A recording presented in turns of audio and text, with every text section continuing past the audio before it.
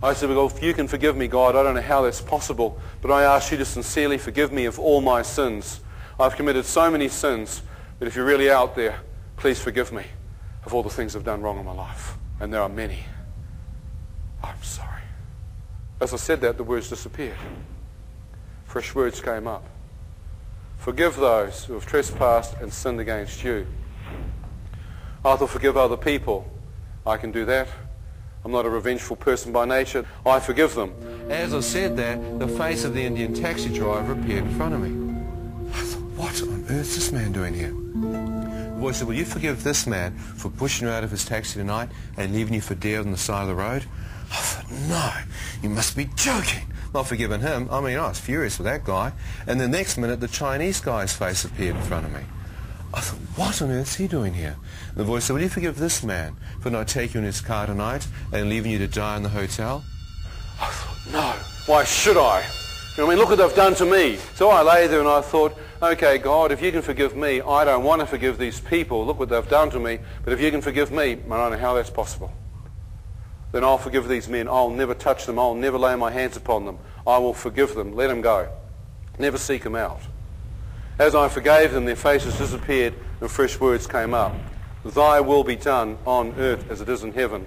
I thought, thy will, that means God's will be done. I thought, well, it's been my will. I'm independent, self-sufficient, and proud of it. I thought, if I'm going to pray this, I'm actually going to have to do God's way, God's will, find out whatever he's doing in heaven and try and live it on earth. I thought, well, I've never done that before in my life. I said, well, God, I need a miracle here. I am nearly dead. I don't know what your will is, but I surrender my life to you.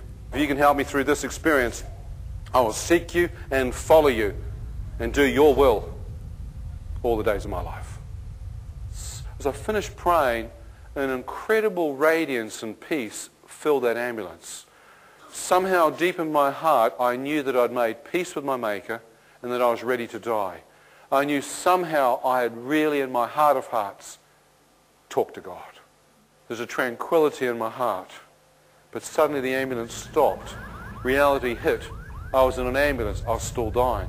They grabbed me, lifted me into a wheelchair, raced me through into the hospital.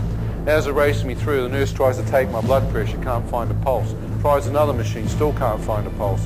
At this stage, I feel as though I'm floating out of my body. I'm beginning to look down and watch people trying to work on me. I can hear them speaking.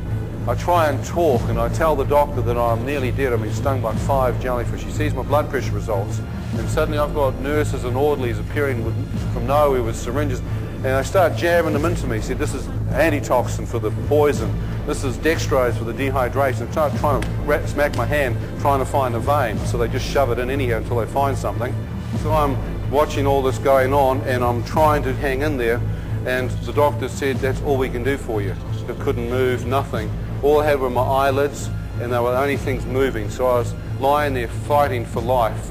And I distinctly remembered I got so tired. I breathed out a sigh of relief and thought, well, if I can rest for a few minutes, I can find some new strength. This poison won't kill me. So I closed my eyes and this incredible sense of the battle to stay alive had finished. As it took place, the machines monitoring my heart flatlined. I was out of my body and I could see and hear and know. And, you know, it's like every part of you was there, but you'd left your body. Next minute I was in this place of complete darkness where I'd been lying down fighting for my life. I was now wide awake, upright. Did I just die? Have I just left my physical form? I thought, well, don't freak out. Let your eyes accustom to the dark. Maybe you've woken up too quick. So I kept looking, thinking my pupils had dilated. No light. Couldn't see a thing. It was pitch black, like a dark room. So, well, okay. There must be some light in here somewhere. So I turned around 360 degrees, checking out to see if there's some light. Couldn't see a thing. As I went out to my right, I couldn't find the wall. As I'm groping around trying to find it, I get this bizarre sensation like, well, it's so dark in here you can't see your hand in front of your face.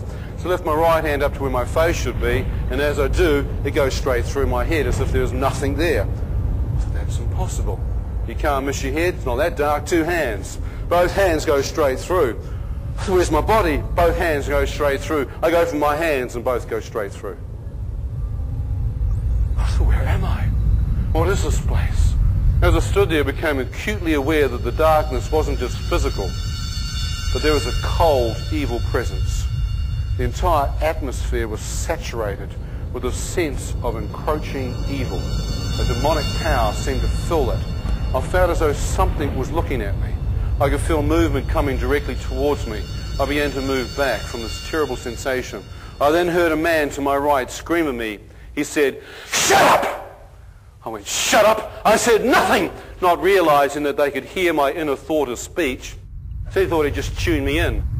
So I'm standing there, and I'm taught in my family, you don't back off, you stand your ground. So I stood like this, like, I said nothing. Another man to my left said, "You deserve to be here." I said, "Deserve to be where? Where am I?" Next minute, a person in front of me said, "You're in hell. Now shut up." I thought, well, I don't believe in it. It doesn't exist. It's fear. As I stood there, they didn't move. I thought, well, where's the party? So my concept of hell just went poof, like that. You could be here 5 minutes to 5,000 years. This is like a holding tank for men's souls. I thought, well, do I deserve to go to hell? I thought, yes. And I thought, but didn't I pray in that ambulance? As I stood there, realizing I could actually be in hell, a radiant beam of light pierced through the darkness above me. As this light touched my face, I felt an awesome presence go through me, and my entire body seemed to lift off the ground and be translated up into this light and radiance. As I'm being drawn up into it, I can see that it's coming from a circular-shaped opening far above me. As I moved into this tunnel of light, I began to see that waves of radiance were coming off the end and moving up towards me. The first wave of light passed into me, and an amazing sense of comfort and warmth came into my spirit. That's a living light. Halfway along the tunnel, another wave of radiance came up, and complete peace. I thought in that darkness I couldn't see my hand in front of my face. I wonder in this light if I can see my human form. I saw my fingers and my hand and my arm, but it was transparent, spirit-like. As I moved it, I realized that it was my own hand, and it was full of white radiance. The same light at the end of the tunnel had now seemingly filled my spiritual being.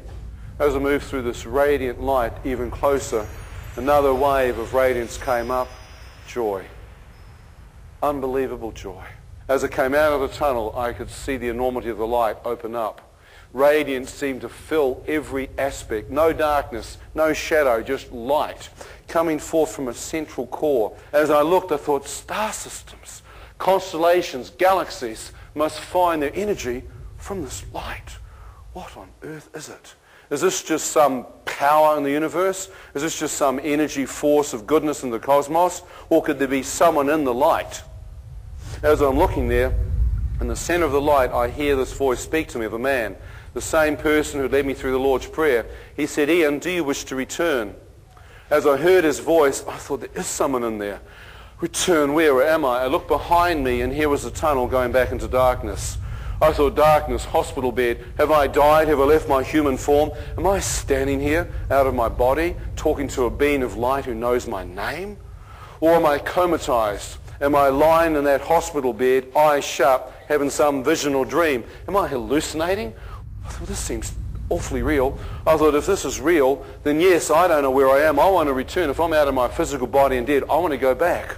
As I said that, he said, "Ian, if you wish to return, you must see in a new light." I thought, light. See the light. Look at this light. Are you the true light? I was asked the question of him. He spoke to me and he said, "Ian, God is light, and in him there is no darkness at all." 1 John 1:5. As he spoke these words out of this cloud of radiance surrounding him, I could read the words that he was speaking. Just like I could read in the ambulance. God is light, and in him there is no darkness at all. 1 John 1:5. I'd never read a Bible in my life, so I had no concept that this was out of the New Testament. I had no concept that this was Scripture. And as I stood there, I thought, darkness? I've just come from darkness. And there's no darkness here. There's no evil. There's nothing demonic. I thought, is that